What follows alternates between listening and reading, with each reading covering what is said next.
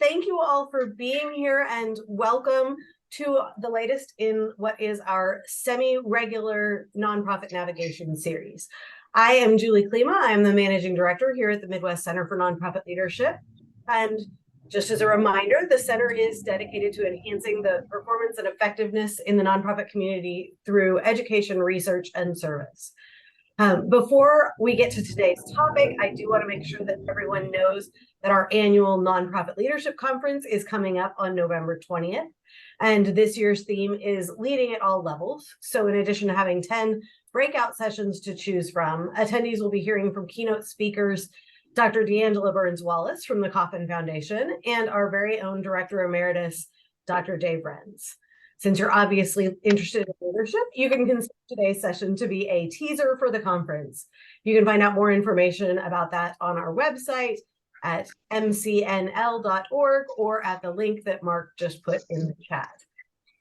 Strong, resilient, intentional leadership is particularly important as we consider the demands on nonprofit professionals to provide essential healing, support, and hope to communities that are affected both by deeply entrenched problems and injustices, as well as acute global societal issues. So thank you for all that you all do as nonprofit leaders at all levels as you work to tirelessly rebuild lives and foster resilience amidst adversity. So now it's my pleasure to introduce Dr. Brent Never, who is, among many other things, the director of the Midwest Center for Nonprofit Leadership and an associate professor of public affairs at the Henry W. Block School of Management here at UMKC. Brent, thank you for being here today. I'll turn it over to you. Thanks, Julie. It's great to see everybody. I always love these events because you get to see all the names and faces of folks you've met through so many different activities. And so congratulations for making it through the rain, whether you're in your living room or in the office. I know this morning was kind of a mess. So today, I want to talk a bit about the idea of leadership, but maybe take a different lens on it. I'm going to hopefully push you to think about leadership from all different directions. We'll be talking about a book that I use quite a bit here in the leadership classes I teach. I am not endorsing the book. I want you to know that. I'm not selling the book, but it is a concept that I've gravitated towards. And also, I highly encourage you to throw things into the chat. I'm going to have times where I'm going to prompt you and say, throw it in the chat, and we'll keep up that way. But if questions occur to you as they're going, I think Cindy Loffer will be able to sort of ping me and let me know. And also don't hesitate to just jump in. Okay, so the concept today that we're going to be talking about is 360-degree leadership. And this is a concept, again, that forces us to think about leading from many different directions. So, here's a famous painting. It's, I believe, in the Met in New York City. This is George Washington crossing the Delaware. This is very much a gendered painting. And, if we look at it with the 21st century lens, we see all these things we might critique. But in American culture, we often have these images of this heroic leader. And I would encourage you to throw into chat any heroic leaders that come to mind that we think of when we think of this. George Washington, it might be Martin Luther King Jr., it might be Michelle Obama, it might be all sorts of leaders.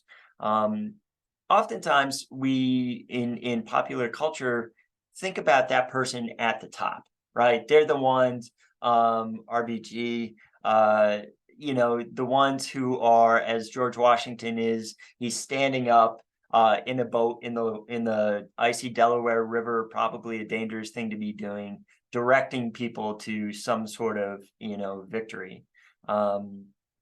And whether in our politics today, we have this idea that you have to sort of stand and deliver, maybe even thump your chest a couple times, in order to be seen as leader. Sometimes we really call it this command and control method. Jack Welch was put up as a leader. He even had a series of college courses you could buy. And Jack Welch was famously known as Neutron Jack. If you don't know Jack Welch, he was the longtime CEO of General Electric. He was known as Neutron Jack because he was known as coming in and firing everybody with insight. You know, that's leadership, right? To show people, you know, that what was happening wasn't going to happen anymore.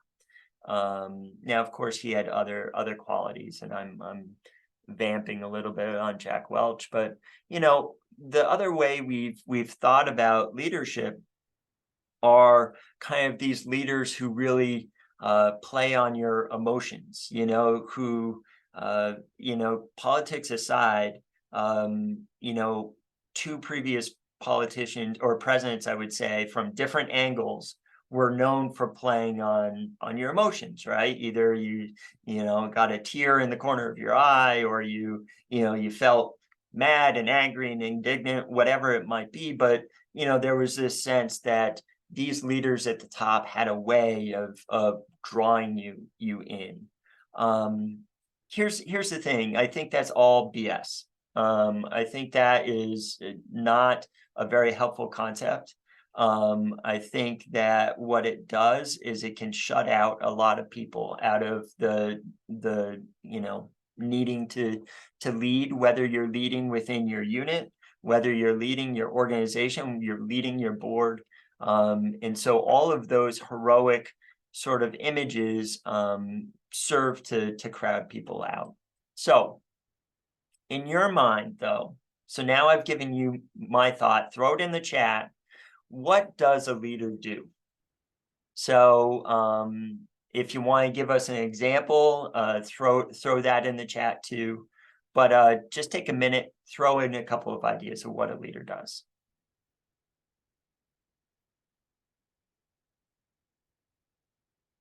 Listen, inspire, motivate, listen, communicate, open doors, educate, motivate, empower. I love it. See, I primed you guys. But I love what you are saying. Empower, align, and cast a vision. Always growing, and I think that's a great sentiment, Rosanna. Somebody who's always learning, and encourages others to learn. So this is really good stuff, and something that I think a lot of us aspire to. So let's talk about traditional views, just to sort of level set. By no means do I say these traditional views are wrong. These are views that we teach in our classes here. So here at the Block School, for example, we have several classes where we teach leadership. A traditional definition was put forward by John Kotter. Kotter was a professor at Harvard Business School.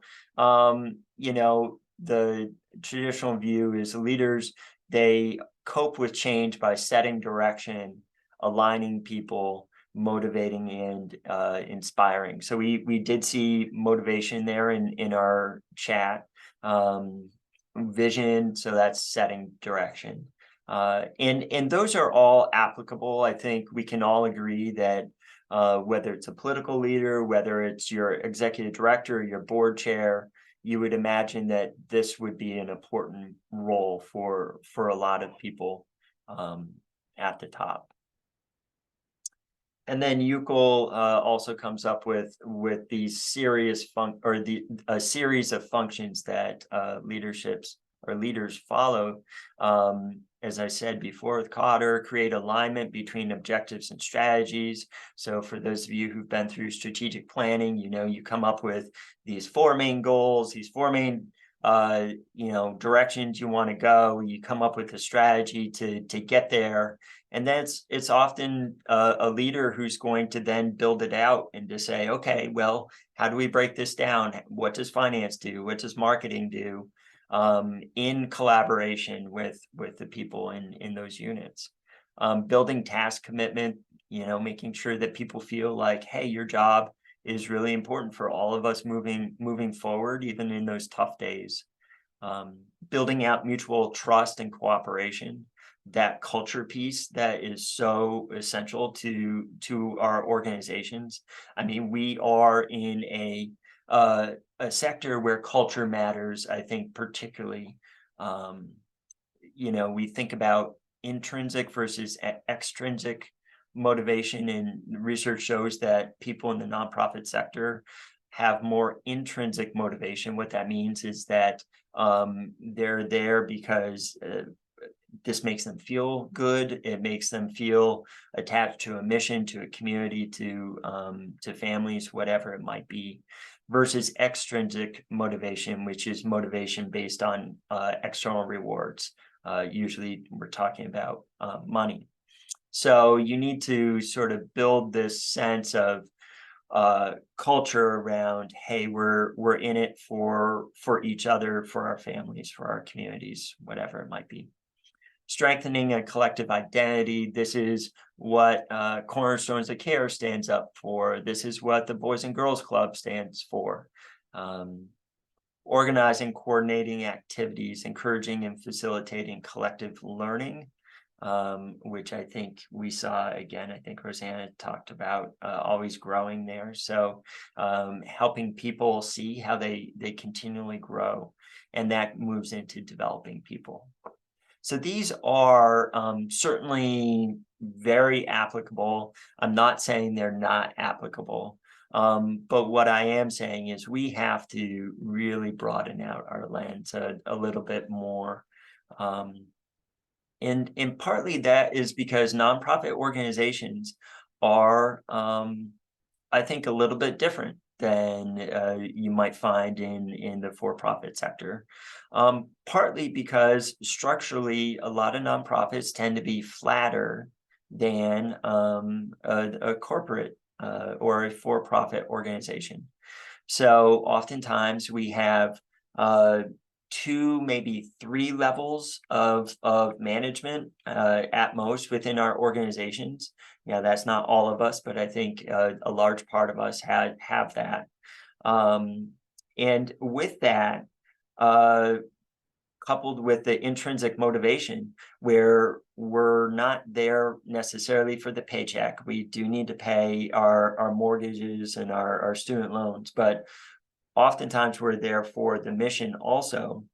You couple those two things, flat organization, people really intrinsically motivated, you get the sense that people need to be included in the mission of the organization if they're going to remain happy with their positions. I've been frustrated in jobs before. I can imagine you've been frustrated in jobs. Sometimes that frustration can be extrinsic, right? Sometimes it's, hey, I do feel like I should be paid more for my labor, and that's absolutely fine. But sometimes those frustrations really come out of, am I valued? Am I being asked to lead in whatever format that might be, wherever I am, from being at the front desk of your organization, welcoming families in every day, all the way up to being the executive director and the board chair. All right. So this is where the 360-degree leader comes in. John Maxwell has written a series of books.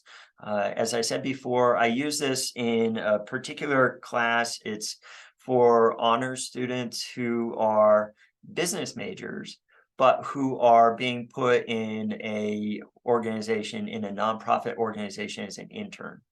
So I want my students, great 20, 21, 22-year-old students, to understand that leadership is not stand tall and deliver. A lot of my undergraduates have that sense of, they've watched TV They think that you need to be upfront in oftentimes shouting at people in order to be a great leader. And so this is where it comes from.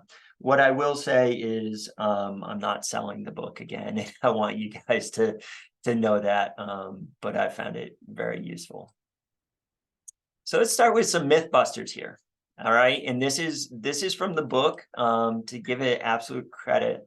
And I've talked about some of these, and I'm going to throw it to you guys to help bust some of these myths. All right. So the first myth is one that I've been talking about, which is leadership comes from a position. You know, if you are named executive director, the magical gods of the IRS come down and ordain you with some power to lead your organization.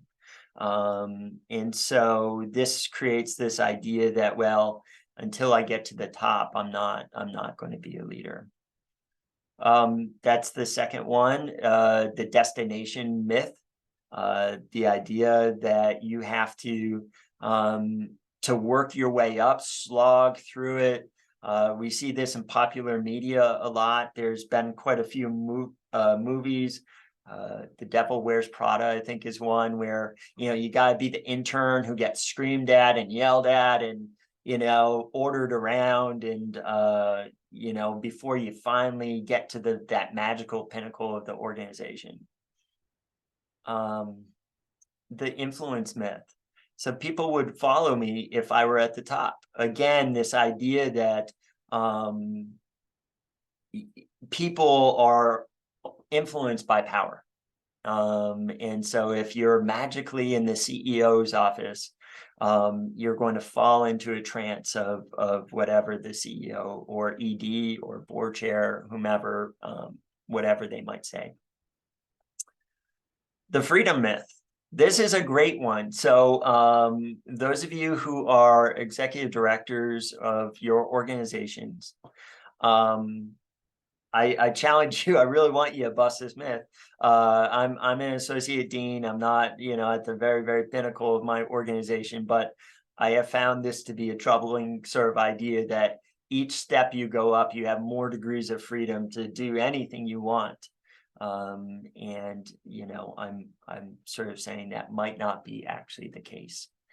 And then this is the most troubling one, I think, the all or nothing myth.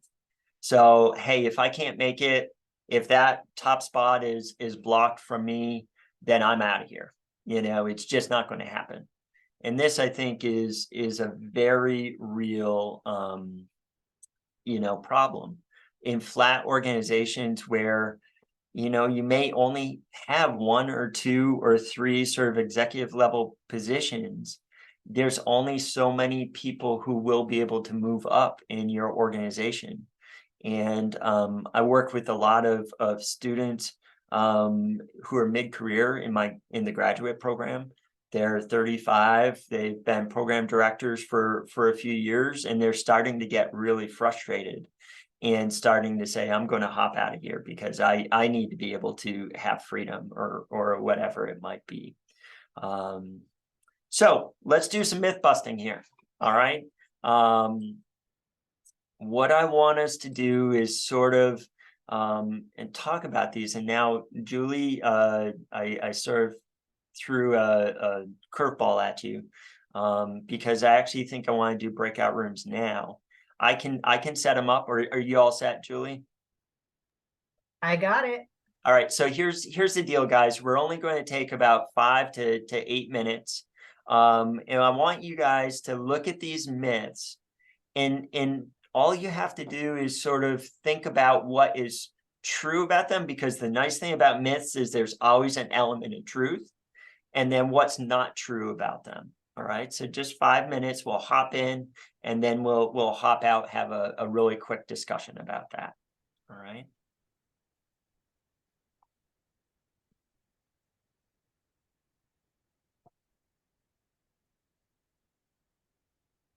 Okay, everybody should be moving into their breakout rooms. Okay.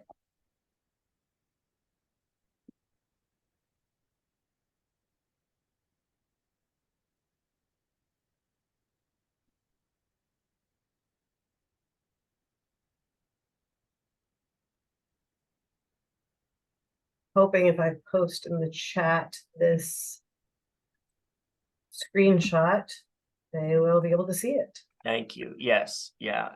That's absolutely right. Thank you. I can't do a PNG, so let's see if I can re-save that. If you want, I can just put the text in. Yeah, if you can drop the text in the chat, that would be great. Yeah. Thank you.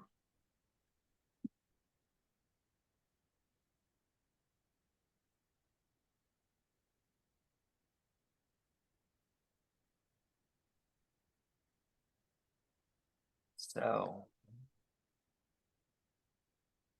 what I'll do is I'll put it in the chat, and then you'll have to drop it into the Zoom room chat. Got it.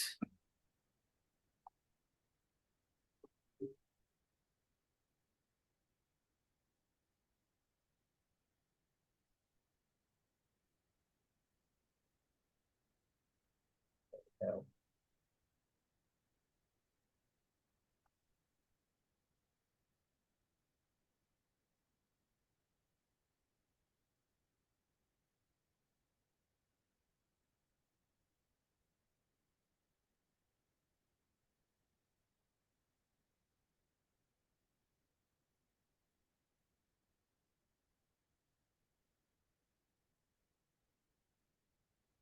and then how long are we giving them?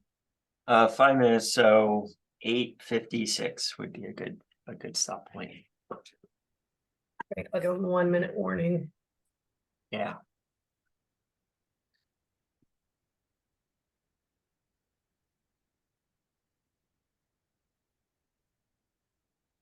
Can I borrow your copy of this book?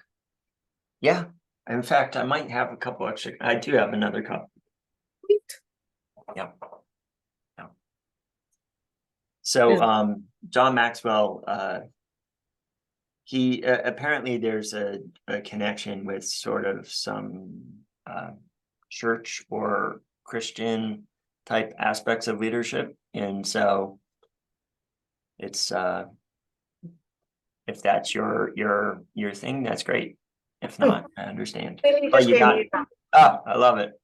Oh, yeah, it's you talked about my airport books in my office. This is one that's not on my shelf. So Yes. Yeah. um, It's on sale on Amazon. Or yeah. I saw that, but I have so many books in my Amazon cart right now. Maybe we should buy them for next year. Well, that's on part of sale. what I wanted to do is read it. Oh, yeah. And then we've talked about doing book club. And so I've got lots of ideas on book club. We use it in the Smith internship program.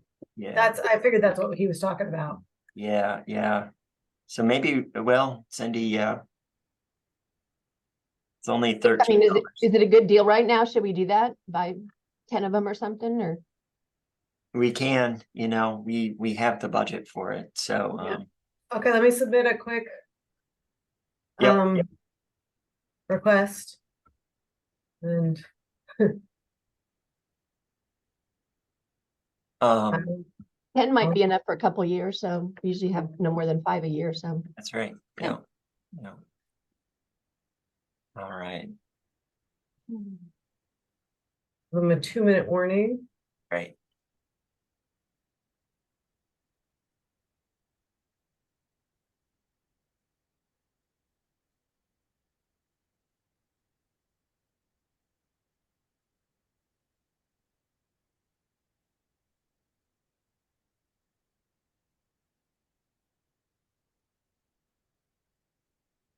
I'll put 15 for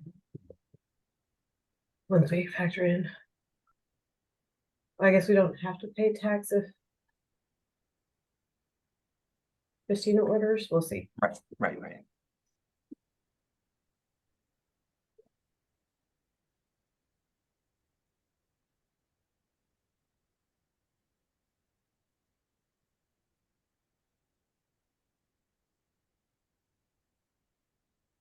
All right. Okay, closing the room, so everybody should be back in the next minute. Perfect. Yep.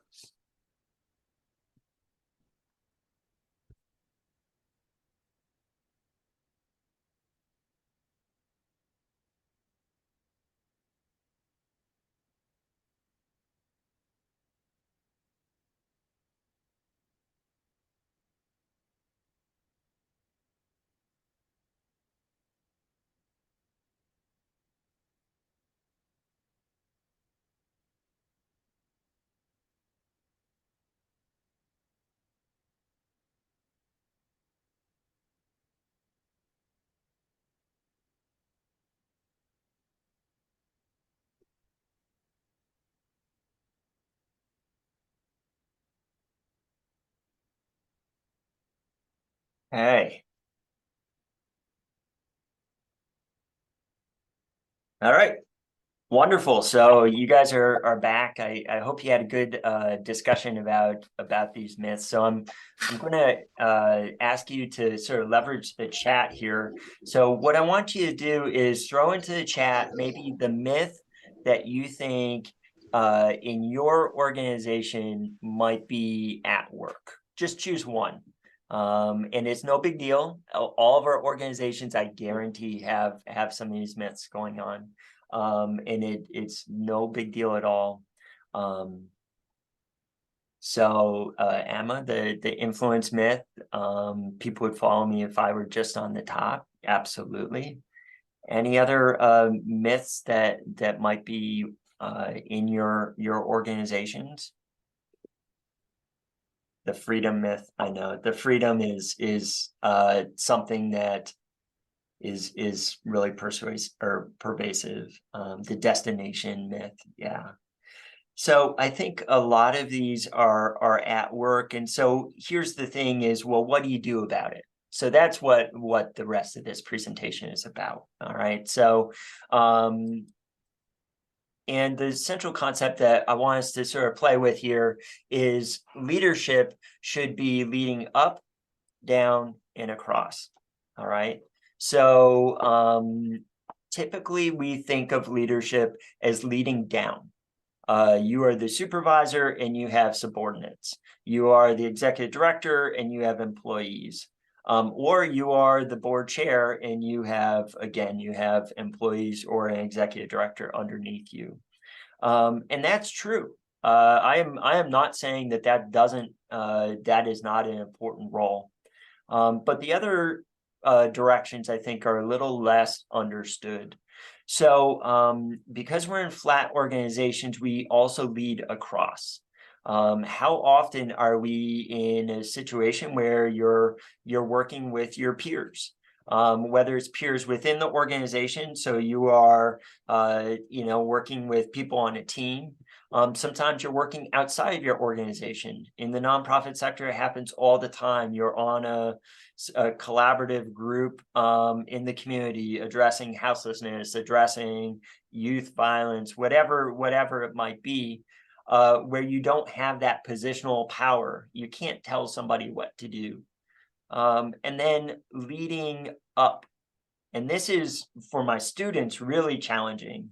But also I would challenge everybody to think about, how do you lead up to your supervisor or your supervisor's supervisor?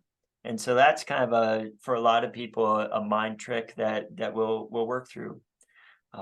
So, okay, let's start with leading up. Now, this is from Maxwell, and I don't agree with all of it wholeheartedly. But these are his ideas. So this is the idea that you are at the front desk of your organization and you're going to be leading up to your boss, or you are a program manager and you're leading up to the director of operations. First is lead yourself first and foremost. This really is important, I think, for employees who are at the beginning of their career, or they're switching into a new profession where they haven't learned the norms of your organization, the norms of what's going on. Lead yourself first and foremost means that take charge of what you are able to take charge of. With my 20-year-olds, it's show up on time. It's take notes. It's be attentive. It's listen to others. For in your organization, it might be helping to coach people to get to that level where they can lead themselves really, really well. You lighten the load of those above when you lead yourself really well. So you don't have to be checking in on somebody all the time to make sure that they're on task or something of that sort. But clearly, and this unfortunately is the devil wears Prada kind of idea that, well, if I make the life of my boss easier, then that's a good thing. And what I will say is that is taken to the extreme in that movie, of course, but there's a lot of reality to, hey, if you make your supervisor's job easier or your supervisor's job easier, it makes everybody work better. So it's not about kissing up. That's what some of my 20-year-olds think of, hey, I'll bring in a coffee for my boss and that will show what a great employee I am. That is absolutely not what we're talking about. It's more about how do you make everything run more smoothly for everybody as a team. Do more than manage. So this sort of gets to the idea of the previous slide around, hey, if I'm not at the top, I'm just not doing it. So sometimes people who get really frustrated, sort of say, well, I'm just going to do my job well and that's it. This is what I'm paid for, and there's a level of frustration. And so what this is saying is, how do we create a system where people want to lead when they're at the front desk, when they are on a program team? How do you create the idea amongst your team that, hey, leadership is really valued? If you're on a program team and you develop out a great idea and you bring along your folks on the team, even if you're not the lead of the team, that is absolutely valued. So how do you create that culture? Invest in relational chemistry. So if you're leading up, you need to know your supervisors. And your supervisors, by the way, need to open up so that people know you. Don't close the door. Don't be that person that, is in the corner office that nobody knows, so that your subordinates can invest in that relational chemistry. They can invest in knowing what leadership is like at the top. And then know when to push and when to back off. And this is a real challenge for some folks who are starting to bump up in their roles. What I would say is, as you bump up in organizations, things become grayer. When you're working maybe at the front desk, which I know I've been using as an example a lot, you may have a procedure manual, you may have a way of doing things, and you may be very good at it, and you have a pretty good sense of what you do and what you don't do. As you move up in your roles in organizations, though, that clarity of what you do and what you don't do can become murky. And so employees who are starting to learn to lead up might not know when to push and when to back off. And as a supervisor, you have to be okay with that. And you have to communicate the fact that, hey, I really appreciate that you're pushing this project forward. You're asking good questions. You're moving our thinking forward. But look, here's some reality of the situation right now. And this is where we have to back off a little bit. And this is why it's going to have to be. So it's a skill. All of these things are going to take some time. All right. So that's leading up, and one of the most challenging aspects. A lot of this is how you create that culture in your organization where this is valued. And so we'll get to that point in just a moment. So leading across, and there's this idea of the leadership loop, and you start up at caring, and this is a people-centric loop. All right, so the first thing you need to be doing when you're working across, leading across, first is you need to be caring about the other people on your team. It's just foundational that you care about them as professionals. We don't have to use the metaphor of a family and we're all huggy and whatever. That's not what I'm saying. But you have to care about who they are as individual human beings. Understanding their lives, maybe some of their constraints, whether they are constraints internal to the organization. Maybe they were passed over for a promotion a couple of years ago and it still hurts, and trying to understand that. Maybe it's external to the organization. Maybe this person has a couple young children and it's really hard to manage the school run and making the staff meeting in the morning. But you have to care about other people, foundational. Then you have to have a learning orientation. So understanding where people are coming from, asking questions, developing that good sense of their roles. This is really important when you're working outside your organization. Say you're on a committee in the community in your general space. You need to learn about what the different folks are doing, their different organizations, which moves into appreciating it. Have you ever worked with somebody who has poor emotional intelligence, meaning they ask the right questions, they jot down everything, but you can tell that they don't actually appreciate what is being said, meaning to take the information that you're getting, to internalize it, to think about it, to think about not only the objective level, but the subjective level of what might be happening in somebody's life, sorry. Contributing. So you need to understand who's contributing what, how they contribute. Sometimes it's this Betty is really good at task-oriented thinking. Bob is excellent at thinking through the finances. You need to then verbalize. You need to create a situation where people are actually talking with each other about the task, creating groups where people will feel comfortable in opening up. So again, I've been involved with a lot of task forces, and sometimes you can tell that people are verbalizing one thing and thinking another thing. And so one of the real efforts is, how do you create a safe system where people can verbalize the full aspect of what they're thinking. Ultimately, it leads to leading, which is creating this system where everybody on that team can feel like they can have a voice in leading that team.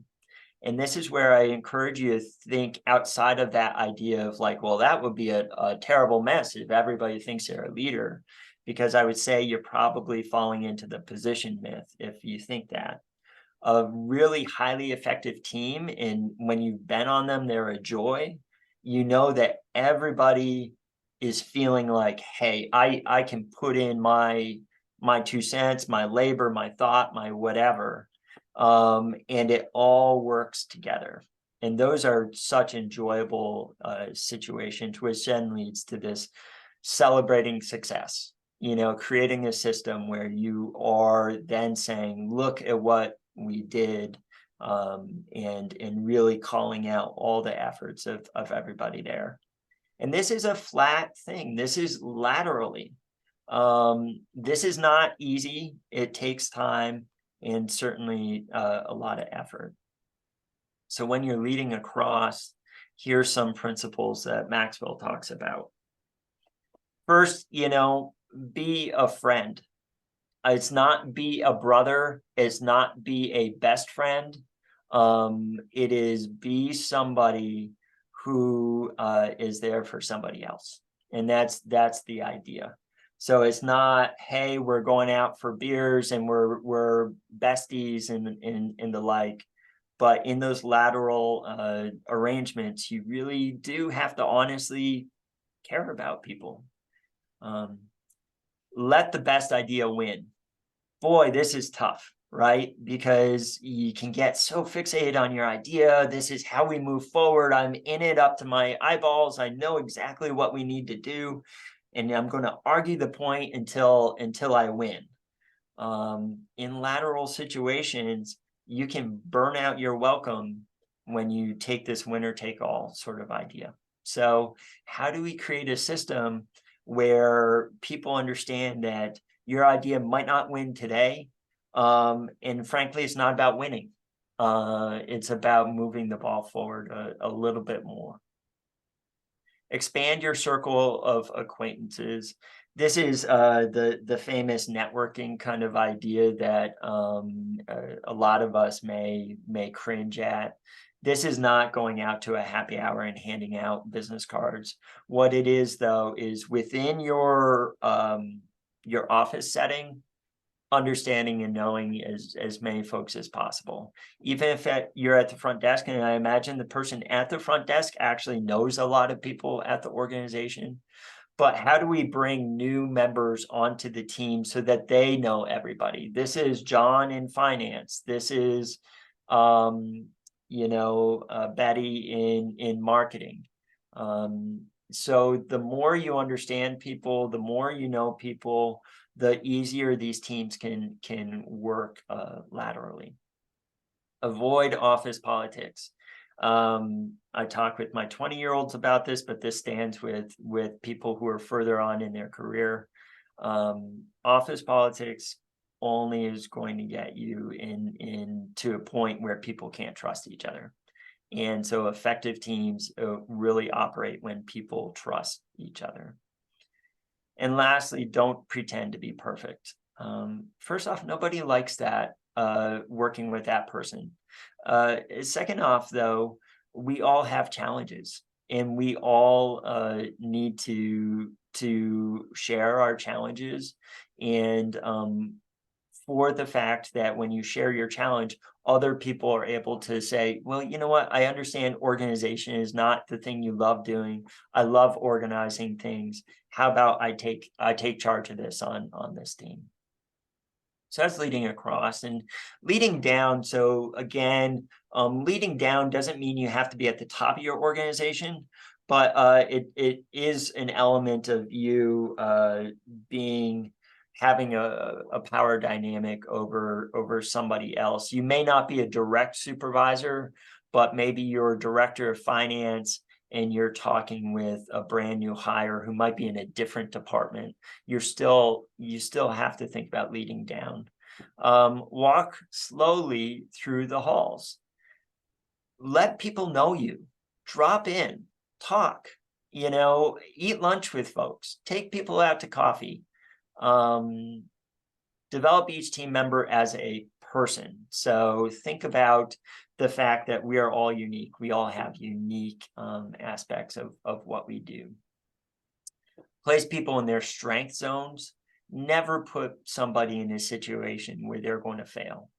I just to use a different metaphor and probably a bad metaphor, but we have a new puppy. And so, our trainer said, never put that dog in a place where they're going to fail.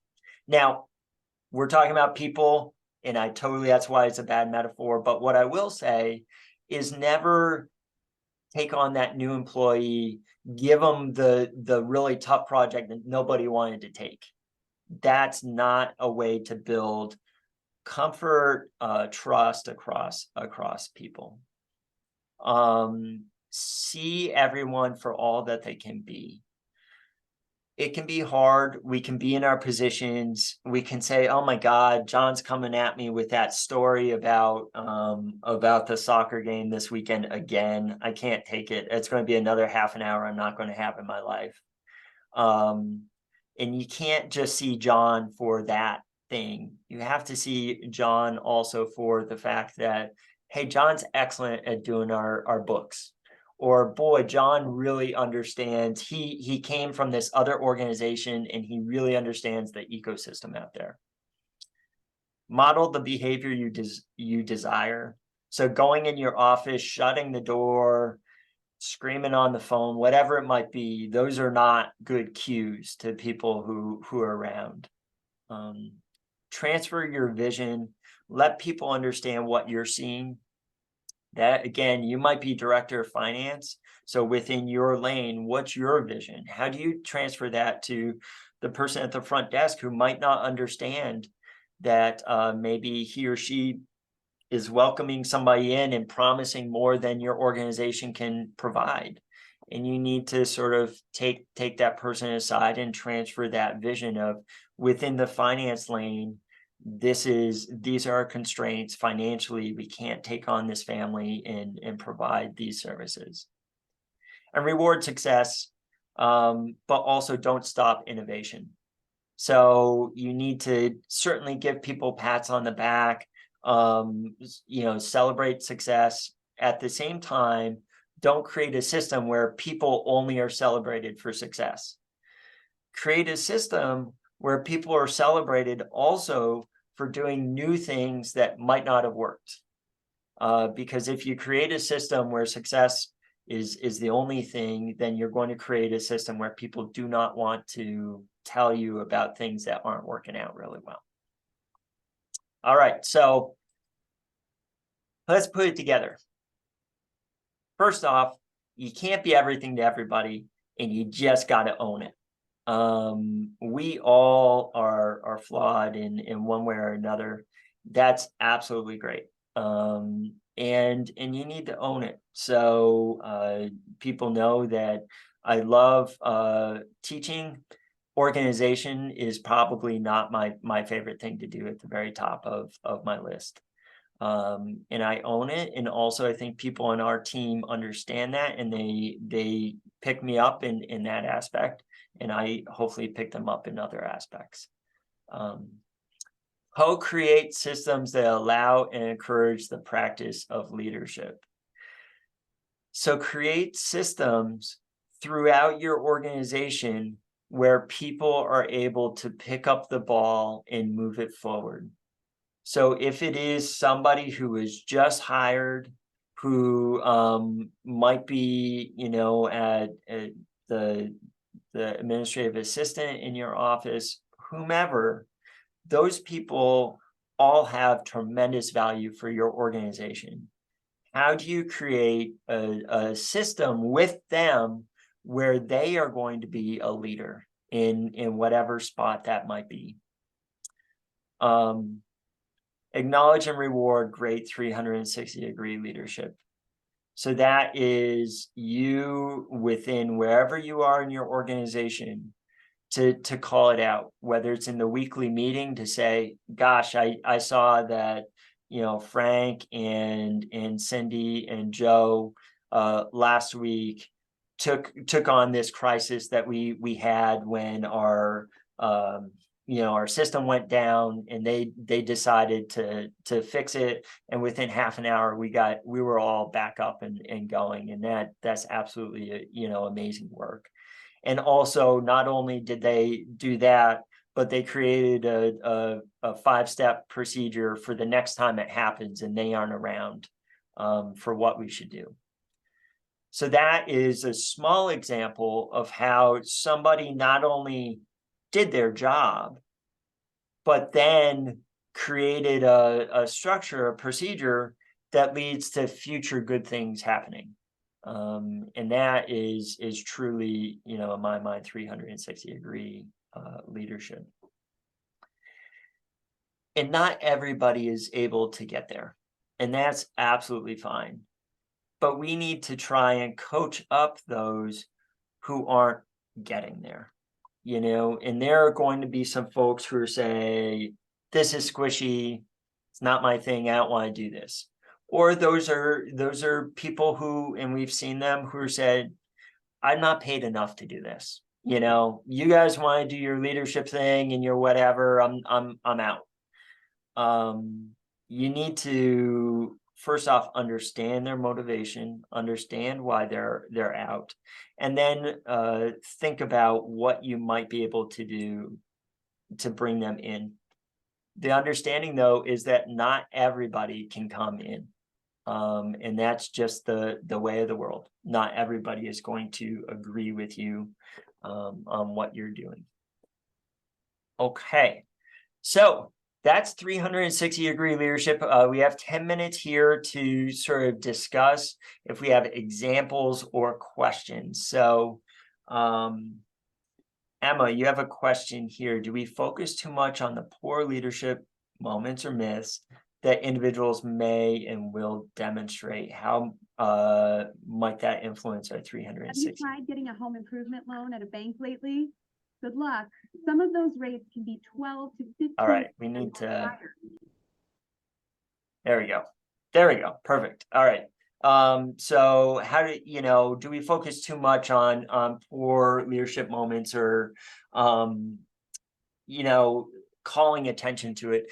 And that can happen in your office where everybody's standing around the water cooler. Nobody has a water cooler anymore. Everybody's standing around the Keurig machine and sort of discussing about how man, Bob really dropped the ball last week, or complaining about the boss. That's a perennial favorite, right?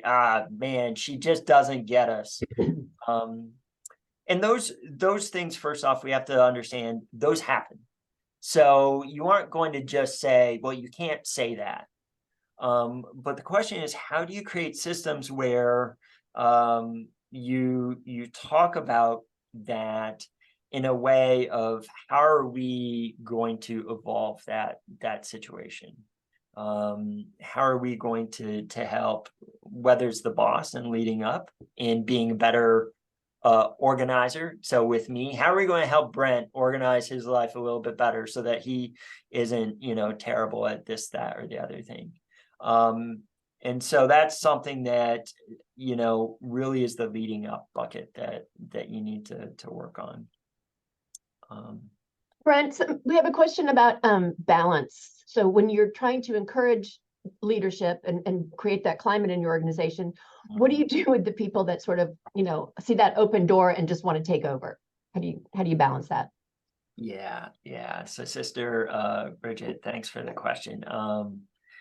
That I see a lot, right? You give an inch, they take a mile. So it is important as a supervisor to create some bumpers or a box in which this activity can take place. So let's use a really simple example of, we're moving up on holiday season here, and let's just say, hey, simple example, we're going to allow or not allow, we're going to sort of positively, I'm just going to use the word allow again, but have a team of folks organize a bonding experience and a holiday experience all in one. As a supervisor, you're going to have to put some bumpers on it to say, and here, guys, we have $700 this year for this event. This event's going to have to occur during work hours, during this one of these days in December. And we have to make sure that everybody feels included in this event. So this is a team building event, and something where people of different belief systems can feel encouraged to be there. So you don't give up your leadership responsibilities when you create these systems, but you also should not think about locking down the process so much that people can't innovate. So if you say, we have $700, last year we went to Lydia's, I really like Italian food, and by the way, this Friday in December is the one that I'd like to have this happen at, so go ahead and innovate. Well, what are they going to do? Well, they're going to choose Lydia's. So think about how you do allow some room.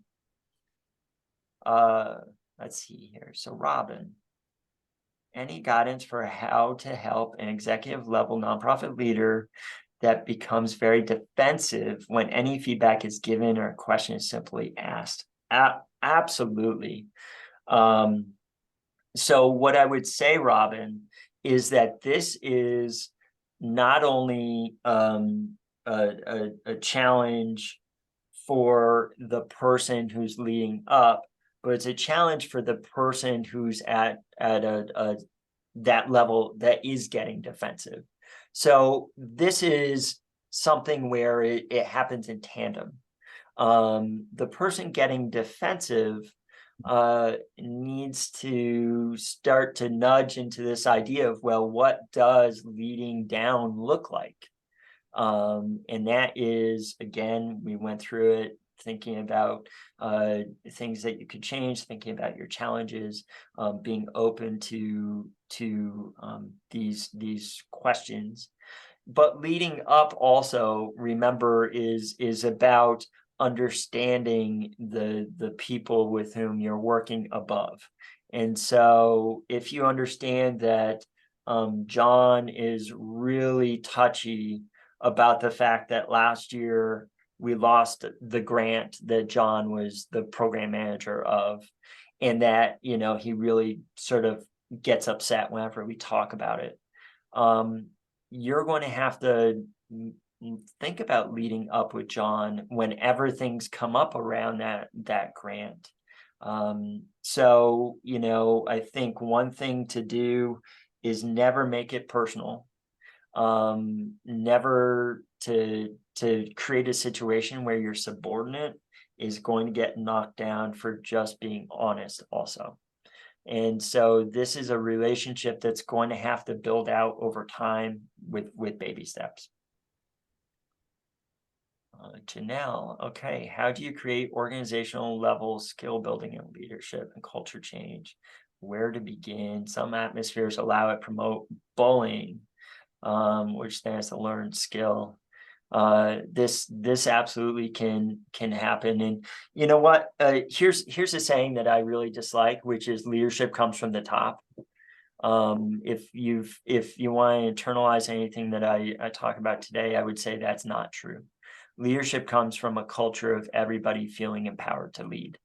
And so when you do have a culture of bullying, there's a sense of power, right? Bullying comes from a sense of power. Sometimes that's positional power, you know, well, she's a bully because she's in charge, or sometimes it's power because he or she, you know, speaks the loudest. Where do you begin? Well, you know, I think having these discussions about things, concepts like 360-degree leadership, just to say, hey guys, this is an idea we want to talk about. And, you know, maybe we buy the book for everybody. Maybe we all think about the small things we can start doing. But you start small, you don't just dictate that this is how the world's going to work. And then lastly, Jeremiah, what happens when your organization's having founder syndrome? You know, Jeremiah, this is a really excellent question. Something that I think we should have another navigation series on. Absolutely. I know we've talked about it before. This is maybe the quintessential issue of leading up and leading down. Maybe a subtext in founder syndrome is the person doesn't want to be led up to, right? That this person founded the organization, they sweat and they cried over getting this organization going, and they don't want to hear anything else about, you know, how to evolve it or how to change it. All I'm going to say, Jeremiah, is there's not a magic solution to that. But I do think you should definitely you know, have frank discussions with boards where appropriate if you're an executive director, but also to have, you know, frankly, clear the air if possible with your founder. Very, very hard. What I do want to say is that we have a short worksheet that you guys can take back to your organizations to help your organizations think through what it means to lead laterally, up and down. And it talks about behaviors. It's not about hopes and wishes. It's about what you actually see. And you guys can do it yourselves if you want to bring it out to your staff members. I think that's great. I'm always here to talk, and I absolutely encourage you to reach out to myself, to Julie, to Mark Culver, and we're very, very happy to help out.